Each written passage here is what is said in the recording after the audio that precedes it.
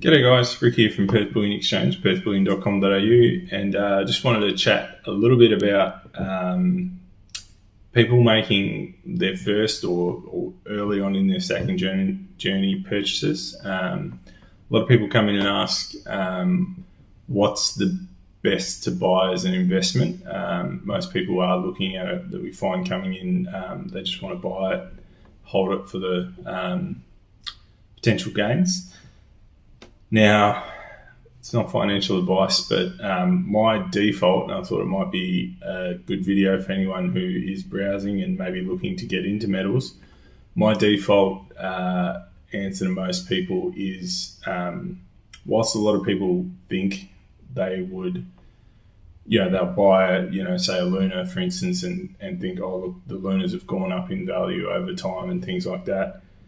The number of people who come in and sell us buybacks that are selling super high premium products for spot, like things that they might have paid $15, $20 an ounce over for, is like, I've not known too many people to come in and buy a lot of cheap silver, sell a lot of cheap silver. A lot of the time it's people selling stacks of really high premium stuff. Great for people buying our buybacks. There's some bargains in there, but I think most people will go into it with the idea that maybe they'll sell it on the secondary market privately and get this extra premium.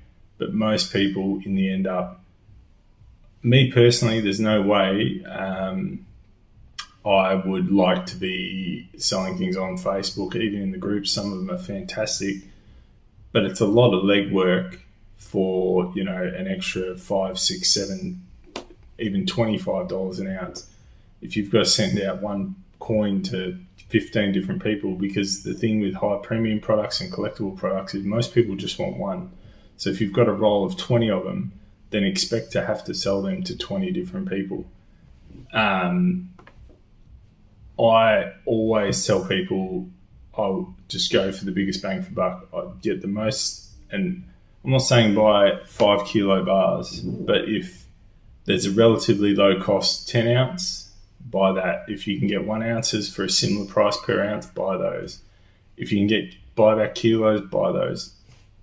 In my mind, it's only my opinion, it's not financial advice, you want to buy the least amount of premium possible because you don't get the premium back in most instances, and I think most people will be in that category because they'll sell back to a dealer. Just go for whatever you can get at the lowest possible price per ounce. I'd probably steer clear of big stuff, stick to the 1 ounce to kilos, and it's sort of hard to go wrong, I think. And you'll never regret like looking at a buyback 1 ounce and being like, fuck, I got done in here. Whereas if you buy a $20 over spot coin like a Germania or something like that, I think the likelihood for buyer's regret is much higher. I think you could be looking at that in a year's time going like, why did I pay $20 over spot for this? And on the secondary market, because inevitably with those things, when the mints find something good that's highly desirable and collectible, they'll make more of that product. Maybe not the exact same product, but they'll make something very similar. And if there's 20 coins out there that are similar in the design or whatever it is, never brings down the collectability of the others that they've already made. So for me, I always recommend people just get what's cheap. You'll never regret buying the cheapest silver you can get your hands on, in my opinion. You might miss out on some of these, say you bought 100 redbacks and now they're on the seconds market, they're selling for $20 over spot. You might miss out on some of that. But if you counted all the coins that did that versus all the coins that didn't, I think you'd find that there's probably 8 or 9 that don't perform well on the secondary market and aren't worth much more than the average coin to every one that does extremely well. And I think trying to pick the ones that do extremely well is a much harder thing to do than I think a lot of people think. It's just my opinion. That's why I recommend to most people, if you're a seasoned stacker, then you've probably got a little bit more knowledge to be picking out the ones that are likely to become a lot more collectible. Power to you if that's what you can do.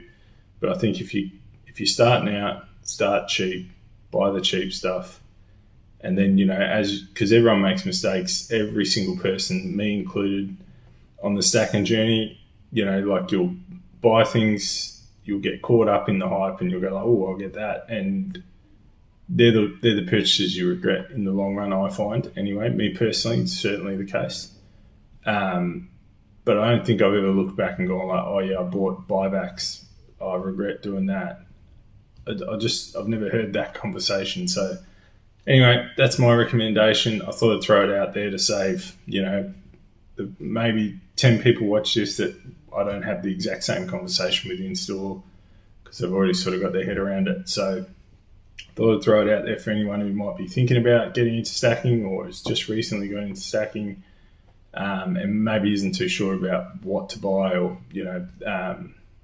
what avenue to go down for their stacking journey. So take it or leave it. It is what it is. It's just my opinion. But I thought it was something worthwhile to put out there. And that's it. We'll have a few more videos coming out and we'll chat to you soon.